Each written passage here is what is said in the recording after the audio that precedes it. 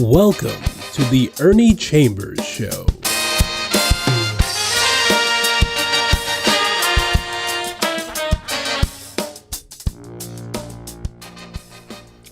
Brothers, sisters, friends, enemies, neutrals. It's another day in another week, and I have a few things I want to say about voting. We as a people, and it involves white people too, but us to a greater extent, we do not vote in the numbers that we should. If you want to know how to attack your enemy, study that enemy, whatever that enemy fears the most, whatever that enemy would like to keep you from having and making use of, is the very thing you ought to run to and grab and hold on for dear life. When it comes to black people in this society, although the Constitution says that anybody born in this country or naturalized, that means you come from another country, you go through the rigmarole, you take an examination, and you gain citizenship. But anybody born or naturalized in this country is automatically a citizen. That does not and never has applied to black people. If it did, we wouldn't need special so-called civil rights legislation, anti-discrimination, laws at the state and federal level which are designed to give to us a small amount at least of what white people can take for granted. Voting is what the enemy, and by that I mean somebody who in a systematic way does things to harm us as a people. The thing that the enemy fears the most, and has demonstrated it throughout society and throughout history, is the vote. These white people want to get into office. They know where the seat of power is. They know where the buttons are that people in power push and things happen. If I'm a big shot running a corporation, I will sit behind my mahogany desk, a high-back chair, look very important, but under my desk, I have a panel of buttons that I can tell which is which just by feel. And they are buttons that are connected to something. There are wires that run from these buttons. And if I push button A, there are screens, there are receptors that light up or make sounds somewhere. And if you looked at all of these different wires that all of these big shot white businessmen have, and you were able to draw a very thin line representing each one of those wires, and take a map of the United States and have all of those wires represented, it would look like a spider who was drunk had been weaving a web, single strand fashion, all over the country, then outside of the country. In other words, they push buttons and something happens. We push a button, and if the doorbell does ring and somebody looks out and sees it's us, they either don't open the door or they slam it in our face. I'm speaking metaphorically now in some instances. White people have not been as afraid of us getting jobs as they are of us voting, because once we get into the company, they can control us. We can go no farther, no higher than they desire to have us go. They can lay traps and do tricks that will justify them in firing us if we get out of line. They want us to be such toms that we can step on the boss's shoe without disturbing the shine. They want us to be such pussyfooters that you could stretch a piano keyboard from the Atlantic Ocean to the Pacific Ocean, in other words, all the way across the United States, and we could dance across that entire keyboard without striking a note. those are the kind of people who make it to some extent if they're of our complexion, of our derivation, because there are some people light enough to, quote, pass, unquote, for white, but they choose not to. They know that somewhere in that family tree, somebody crossed the line. So we have a set of circumstances where that enemy does everything to keep us from having power. Voting is what that weapon is. When there were black and white young people demonstrating around the country after George Floyd was murdered on television, I participated in some of those, they called them marches or whatever they called them, and I did it so that at some point they would stop and I would have a chance to address them. I would tell them, sometimes we'd wind up at the courthouse. We'd be in the courtyard of the courthouse, and I would say, look at that big gray building over there with those windows. Behind those windows are offices. In those offices are politicians.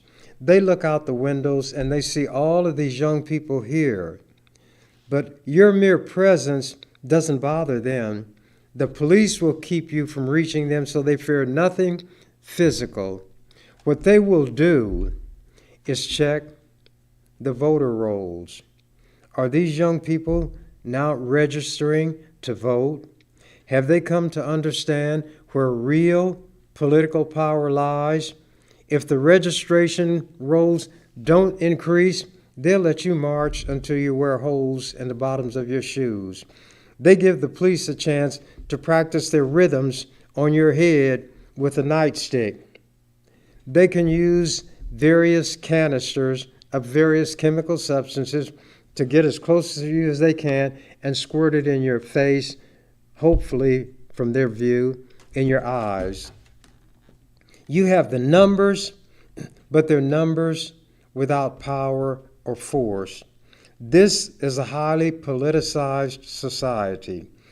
Politics is the lifeblood of this society, whether you like it or not. There is no other activity where literally billions of dollars are spent and you get no concrete or tangible product in return. All you purchase with that money, or you hope to purchase, is influence. You have influence if you can deliver votes. There are people hired, and their only job is to try to get people to register for one party or the other. So let's say that the message gets through that registering is important. The next thing the politicians will do is see the increase of registered voters because they have access to this information, the numbers.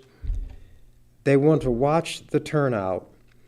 Do these registered people signify those who will vote? And when the voting turnouts are low, politicians can ho-hum and forget you. In this society, young people like to see themselves as the generation that will save the country.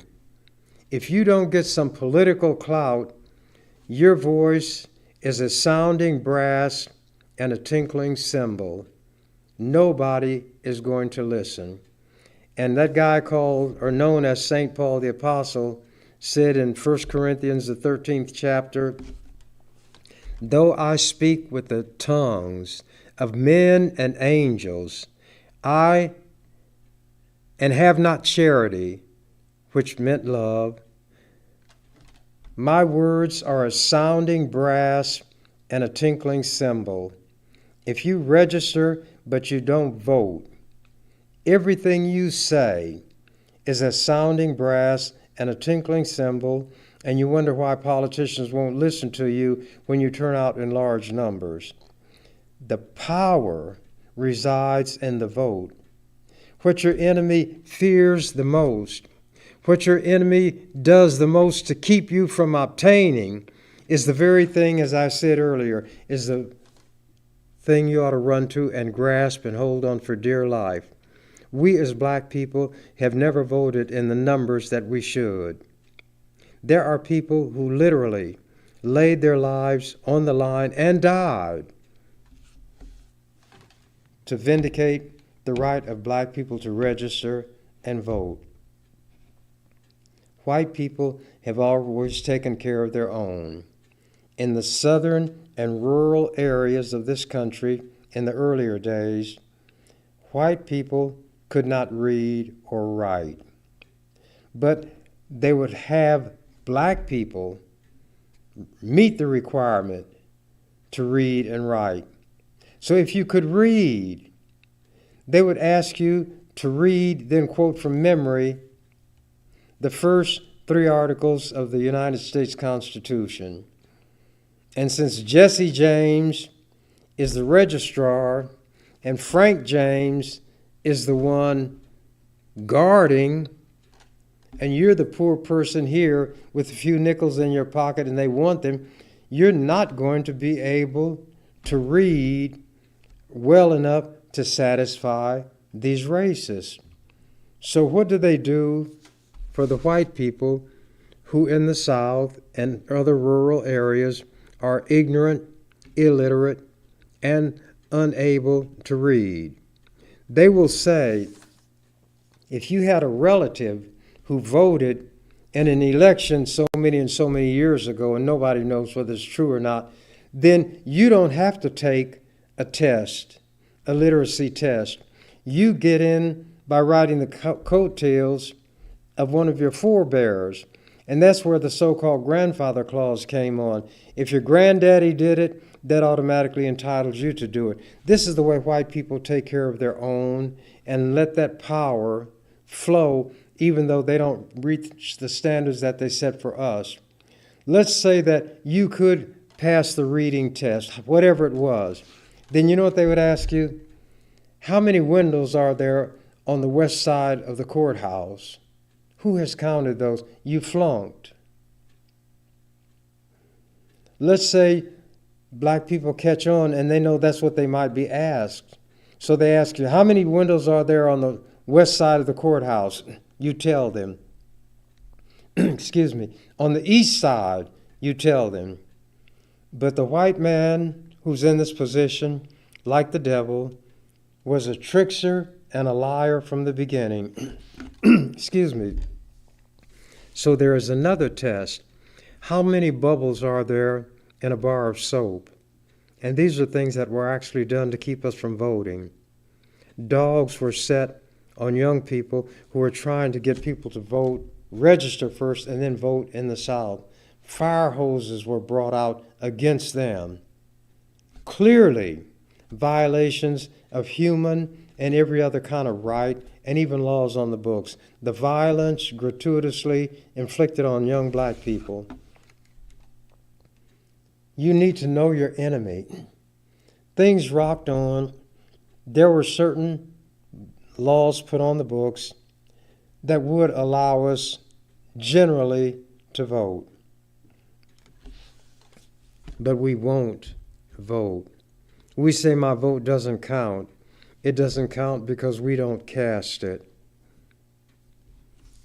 Nobody is going to respect you when you fail to use the tool that is readily available, so you don't have to be whining, crying, begging, and pleading all the time. You can stand upright on your feet like an adult and look this other adult, white one, in the eye, and you don't have to blink. You don't have to come into a room where he's sitting down and you're standing up and you reach in your pocket and bring out some sand and you spread it on the floor and you go shuffling up to him, sliding on the sand, and say, "Pardon me, boss, I just graduated from the cool school." A clown, a joke, a jokester. Vote. Register and vote. If we read history, and we don't have to go back too far, we can see where people did literally lay their lives on the line. Medgar Evers was assassinated. Martin Luther King Jr. was assassinated. Malcolm, although he was a Muslim and talked about things other than voting, was assassinated. And Malcolm's watchwords were, by any means necessary. You don't have to use or resort to extraordinary means if you will just vote. Our district, the 11th Legislative District, number 2 City Council District, are not taken seriously because we don't vote in large enough numbers. But if we were doing that, as some will do in the South, you know what these white people do? They draw the lines to include this territory that has a lot of white people, exclude this territory that has a lot of black people, and it's called gerrymandering. And you know where that term came from? If you read history, a guy named Elbridge Gerry, Gerry, was the first one who started utilizing that. And as he drew these lines that wiggled and squiggled and went all kind of ways, they said, that looks like a salamander. But since Elbridge Gerry was the one who did it, they didn't call it a salamander, they called it a gerrymander. There are so many things in history that we need to master. Malcolm said, the study of history is the subject best able to reward our endeavors or expenditures of energy. All that a white person has to do is be born in this country, and he or she does have all of the rights promised by the Constitution and the laws. A white person from another country can get off the boat. He or she will get off the boat on Saturday. Then Monday, he or she is your boss because he or she can become a citizen. They have to go through some steps, but I'm doing this to make a point. White people take care of their own. White people, though, are outnumbered on this planet. I'm not going to go off into that because I would take more time on that and not make the point. When I got sent to the legislature by wise black people, I wore sweatshirts and jeans. And when white people ask me, why did I dress that way? I say, well, if you'd worry less about how I dressed and more about the rules and the way that I study the rules, you would do better than I do. But let me tell you this. Before I came here, and while I'm here, I'm a barber. If what I wear is suitable and good enough for the people who give me my living, certainly it's good enough for people down here who are going to show themselves to be my enemy. So don't worry about how I dress. You pay attention to the rules. And I became a master of the rules. I became known as the King Cobra. And my mantra was, the King Cobra, does not waste venom on dead or fleeing things. So if a bill came up for a vote and it made no difference one way or the other, I wouldn't say anything, and people would ask me, why didn't you say anything? I said there's no need to because it's a pee-wee bill. It doesn't mean anything. If it passes, then come see, come saw. If it doesn't pass, come see, come saw. It's a bill, when you look at it, it doesn't help anybody. It doesn't hurt anybody. It doesn't cost anything. It doesn't do anything. Then go on and pass it. And you wouldn't worry about anything from me. You're wasting your time, but you're passing time. And to me, in that legislature, time was valuable because I knew how to consume it. I mastered all of the rules in their book. They enshrined me in the rule books. They have rules in their books, rule book, even today, put there specifically to try to stop me, and it never did. One reporter had written that a wise woman had told him that the governor controls the purse strings in the state, but Senator Chambers sets the agenda. And I could tell them, you're not going to move this bill today. And I could write an amendment on the spur of the moment. How would I do it? I understand grammar. If bills are divided into sections, let's say that a section has a statement that comprises 30 words. Right there I have 30 amendments. How do I get them? I offer an amendment to strike each one of those words. I get 10 minutes to give my opening. Then I can speak 2 more times, 5 minutes each. That's 20 minutes. Then I have the opportunity to have 5 minutes to close. I can take 25 minutes with an amendment that simply says, remove this word, or I can add a word, or I can substitute a word. And it's why if they tried to be tricky and did not make their amendment or provision available so that it would be printed in the journal and offered it on the spur of the moment, it had to be printed and put on our desk, and it just put that amount of ammunition into my hands, not through the rule book, but through the printed amendment that was offered. They'd come around and say, Ernie, do you see anything wrong with this that you're against? And I'd say, They say, is there anything we can do to take away your opposition? If there was, I would tell them. If there wasn't, I would say no. Then they'd go to the speaker and tell the speaker, Ernie doesn't like this. It's going to take a long time. People will get angry at me because they'll feel that I'm giving Ernie all this time and they can't get to their bills. So I would like to pass over this bill today. And that's how I stopped a bad bill without even fighting, without working up a sweat. I mastered the rules and I knew how to apply them. I was called the master of the rule book, and I'm enshrined in the rule books to this day. I'm enshrined in their Constitution. How? Through term limits. They couldn't get me out because black people were wise and knew what they had with me in that legislature. So they said, then we'll fix it so that he cannot run after 2 terms. And they got it. Editorial writers saw what they were doing and said how unwise it was.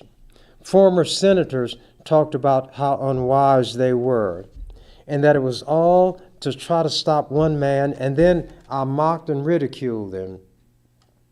I said, you got something in your Constitution that will temporarily remove me, because after I sit out a term, I can come back, and I will be back. I said, but I'm taking all 48 of you with me. There are 49 senators. And I'd say, this is my legislature. I own this legislature. You all are my white folks. But if a bill is essential and must be passed, I will allow you to pass it. If it has merit, I will help you pass it. A loaded brain is more powerful than a loaded pistol unless you're in a gunfight. See, I'm intelligent also.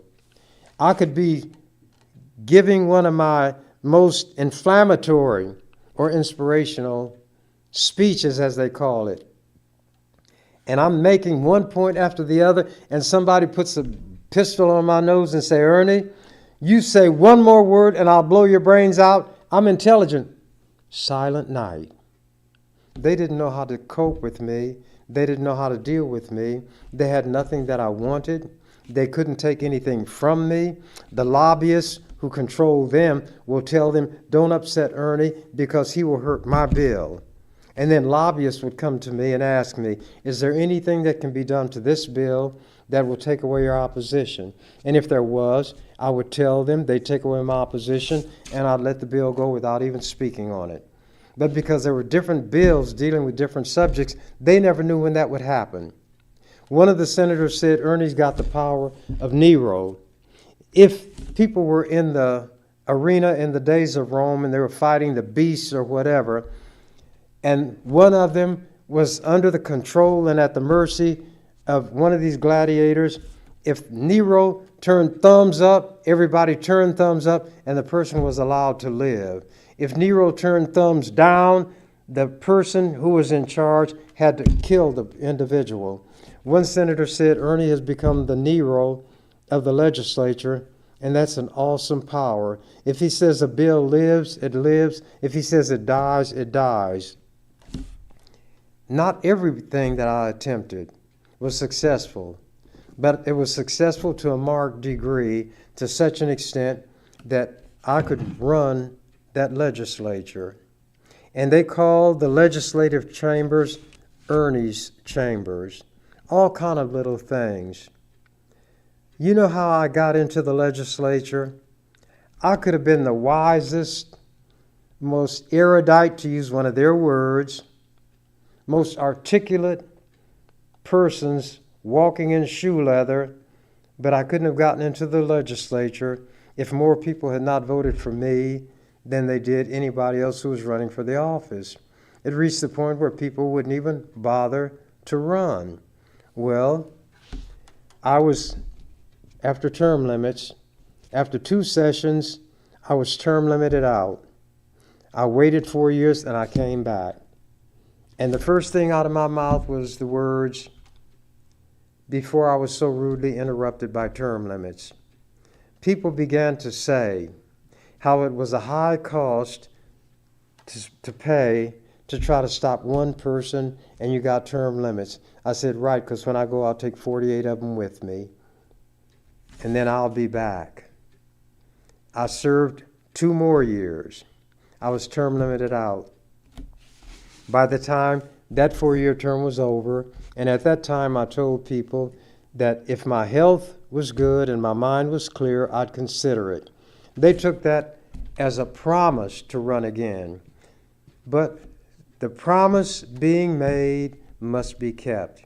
If I was not clear enough and the people that I care about took it as a promise, and maybe they were playing a trick on me because they wanted me back down there, I said, if that's what my words conveyed to you, then I'll keep my word. And a few days before the deadline for filing for the legislature, I filed again.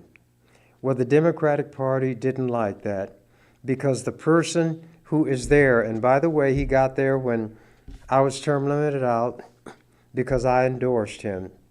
I had known nothing about him, but he was a young man. He was going to law school.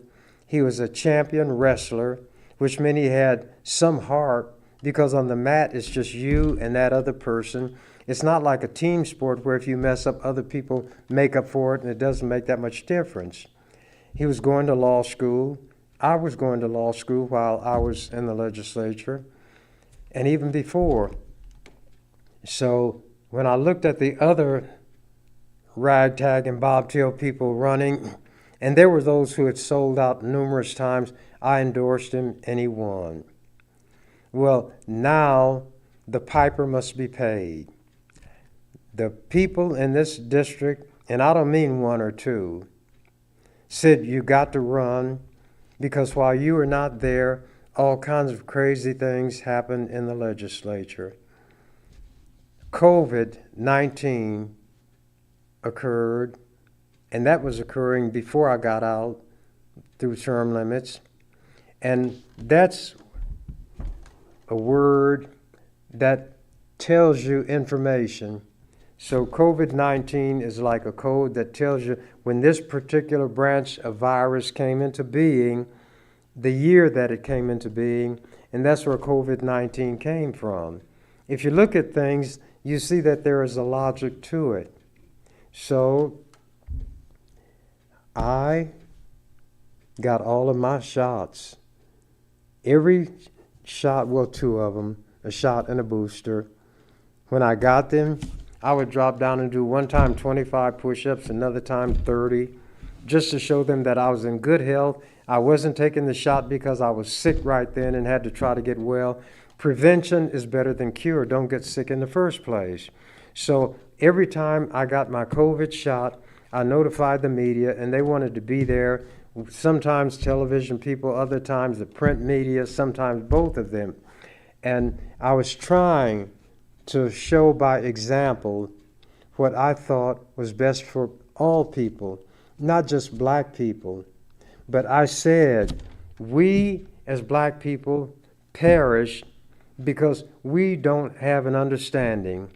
And I'd quote Bible verses because we are rooted and grounded in the Bible. Even if we can't read, we hear some verses quoted so often that we know them as though we could read. So, I would quote the verse, "My people are destroyed or perish for lack of knowledge." By not knowing and understanding the nature of the COVID virus and the value of the vaccine, we wouldn't get the vaccination. Then when we got the disease, it was almost too late. Johnny Rogers, who was an unbelievable and incredible athlete, he was not very large, but they wound up calling him Johnny the Jet, and he won the Heisman Trophy.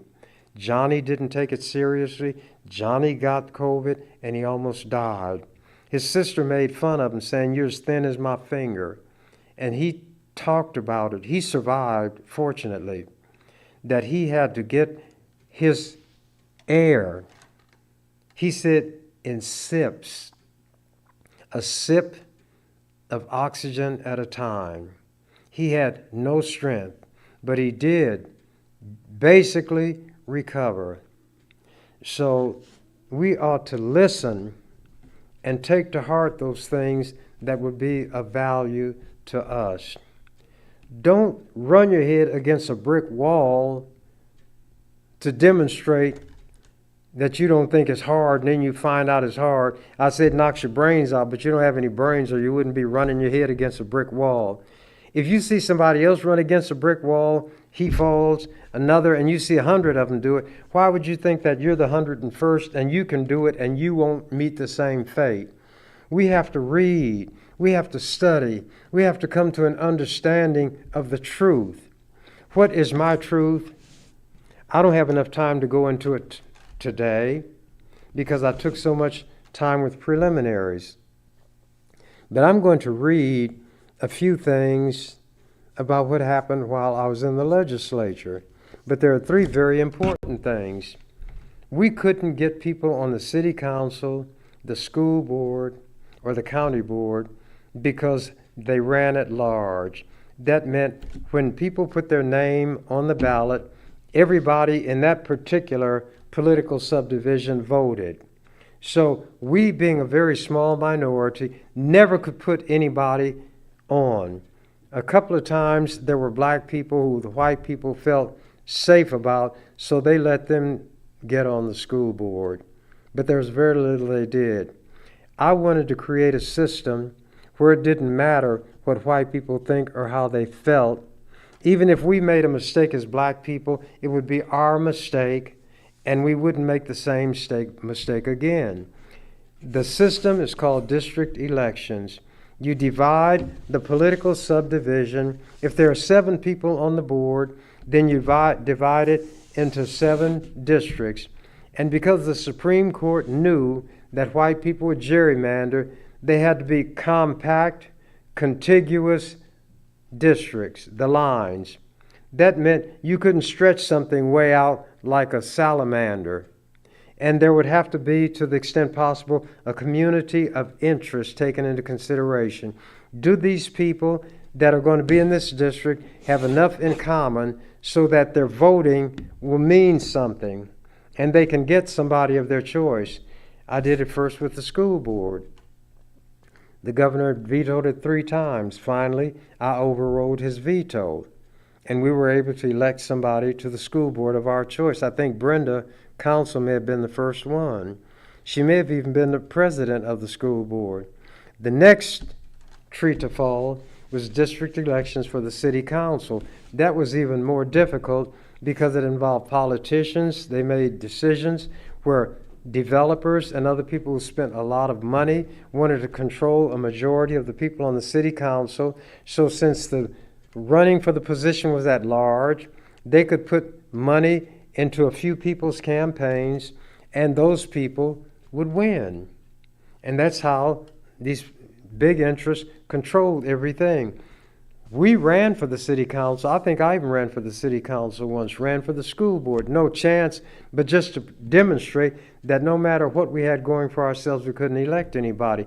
That bill also was vetoed several times. But I'm going to tell you how I lucked up on it. I lost a bill that meant a great deal to me. People think that the only time I got a bill passed to abolish the death penalty was a few years ago. In 1979, I persuaded the legislature to vote to abolish the death penalty, but a governor named Thone vetoed it, and I couldn't get enough votes to override his veto. My city council bill came to his desk, and the prior governor had always vetoed it. This particular white governor had people come to him and say, "You can't do this to the same man twice, and everybody will see what you're doing." So, whereas he vetoed my death penalty bill, it was like a trade, quid pro quo. He vetoed that, but he allowed my district election for city councils to pass. The last of the three, of the Trinity, was the Douglas County Board. The county is much larger, and there were not as many people on the county board. The districts would be larger, but the black people would be concentrated in one district, and if whoever wanted to run for that particular district, even though there were white people in it also, could marshal the votes of enough of the black people, they could get elected. And that happened. A black woman was the first one of our complexion, of our racial derivation, to get on this county board. The same thing had happened with the school board, and it may have happened with the city council. But Brenda had gotten on the city council too. Then she ran for mayor and came within a few hundred votes of beating Hal Dobb, but she couldn't quite make it over the hump. And to run for mayor, it's citywide. This year, there's a black man who's going to run for mayor against Gene Stothert, and his last name is Ewing. You might know some Ewings who live in Omaha, and I'm going to support him. I told him that. I said, but now, if my endorsing you will hurt you, tell me and I won't mention that I'm going to support you. He said, that's not the way I see it. So I'm going to support him. He right now is the city treasurer. He's the one who handles things like license plates, but not just license plate text, automobile taxes and so forth, but the treasurer handling all the city's money.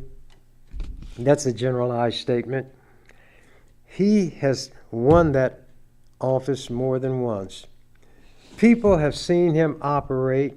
He is very efficient, and nobody has found fault with the way he ran that office. If he wanted to, he could stay there until he qualified for a pension. And his pension would be, I don't know how many thousands of dollars, but a pension is when they give you money for doing nothing after you don't do something or do nothing in office for a while. But actually, Brother Ewing has done things that are of value. He has even made it less of a joke when it comes to the Department of Motor Vehicles. The DMV is everybody's standard joke all over the country. That's the worst place to have to go for anything. But at any rate, he could stay there as long as he wanted to and retire with a handsome pension. But he sees a brighter future that's available for all the people in Omaha. And he wouldn't do things just for black people, but he'd make sure we're not left out. He sees the ridiculousness of having hundreds of millions of dollars invested in a streetcar that starts nowhere and ends up no place, going a short distance from downtown into the county hospital or someplace, or the medical center, Who is going to be going there? And it would justify not only the expenditure of all this money, but the reconfiguring of streets and so forth. So she has shown that she's at the beck and call of a lot of people who have money and not our interests. We don't have good bus service in our community now, so she has all these hundreds of millions of dollars spent to make a streetcar line that starts nowhere and ends nowhere. So I'm going to support Brother Ewing, and that's what we have to learn how to do. So I'm getting to the end of my time, and I didn't go where I really wanted to go. I was going to talk about the Palestinians and what is happening to them at the hands of the Israelis, but how the International Criminal Court is going to issue an arrest warrant for Prime Minister Netanyahu and also the person who is the head of Hamas for violating human rights and the kinds of engaging in the kind of conduct that violates international law. That court has condemned what Israel is doing. South Africa has a matter pending before the UN that would condemn Israel, and now other countries are joining South Africa and asking for the opportunity to put their country in line with South Africa. But here's the irony. Jews were run out of a lot of countries in in Europe, and a lot of them gravitated to South Africa and joined that government in crushing black people under that racist system called apartheid, the most racist, cruel system that ever existed before or since. A bill that I got through the legislature that said no country that does business with or in South Africa can have any investment of state funds. That passed. All of Nebraska's money that was invested in companies, and a lot of companies did business in or with South Africa because it was so lucrative, the return, because the more businesses that supported South Africa, the more it propped up that government, and they were rich. A lot of the Jews that went from Europe went to South Africa and joined these racists in suppressing black people. Then they decided that they'd like to have a country of their own. So, and I'm shortening all this because I don't have time and it's too involved, but they started migrating to Palestine. There was no Israel, but Palestine was a country. It was a nation, and the Jews settled there. And then through shenanigans and manipulations, they, in 1948, had the area where they had stolen from the Palestinians declared to be the state of Israel. It became the so-called Jewish state. Then, like a plague, and this is not on every Jew, the ones who ran it began to steal and encroach on the land of the Palestinians, and pretty soon they took over, and you see what's happening today. And you know, when you run like I run, and you run a mile in 4 minutes, when you run 3 minutes, you just know that automatically, and you know when you got 1 minute left. And I figure I probably have run 3 minutes of my 4-minute mile, so I probably got about a minute left, and I'm going to wrap it up without having to have the hammer dropped on me. I'm going to, from time to time, talk about voting, and I will give some examples specifically from various states of how things were done to keep black people from voting, and then show examples of how when black people voted, things changed because they had their fingers and thumbs on the buttons of power. And there was something that button was attached to, like these big shot white men. And when you hit this button, there were currents that went through these wires, and something happened here, it happened there, and it happened to the other place. Without voting, we're going to be whiners, complainers, and beggars forever. And some people might be saying right now, well, suppose you encourage a lot of people to vote and they don't vote for you. Well, it's bigger than me. It's more important than me. I'm one person. I don't have a lot of time left on this earth anyway. If I have 100 years, that's not much time. We have to look at what's best for our group. And the best thing for our group is to be in a position to make a decision as to who we want, who we think is our best, in our best interest. And when I was in the legislature, I would tell people how to file and run against me. And if they didn't have the money, they might could do it in paupers where you didn't have to pay the filing fee. And I said, but if you lose me, oh yes, you lose a good thing. But I wanted the people to be in a position to select whom they chose. I had a history and a record, and from time to time, I'm going to read from some of the things and of the things that I had done. From the time I was arrested and put in jail for standing on the step of the barber shop and looking at a cop who had parked his cruiser in the bus zone while his friend went and got a fish sandwich at the fish house. This cop didn't like me looking at him, so he arrested me and charged me with interfering with an officer. But I can't go through the whole story here because I don't have the time. But those are some of the things I'll mention. The bills that I got passed, the changes that I brought into being, and people thought once they were in place for a while that they'd always been there. So I'll be listing the kinds of things that I did while I was there, and my mind is still clear, my health is good, and somebody can catch me on the street, and if the ground not too dirty, say, Ernie, drop down and give me 25, and I'll give them 25 push-ups. And I'll say, I'm 86. July 10th, I'll be 87. One more year, and I'll have as many years to me as there are keys on the keyboard of a piano. I'm not embarrassed by my age. I'm not ashamed of my age. I think I carry my years well. And if my mind was slipping, I would know it. If my health was bad, I would know it.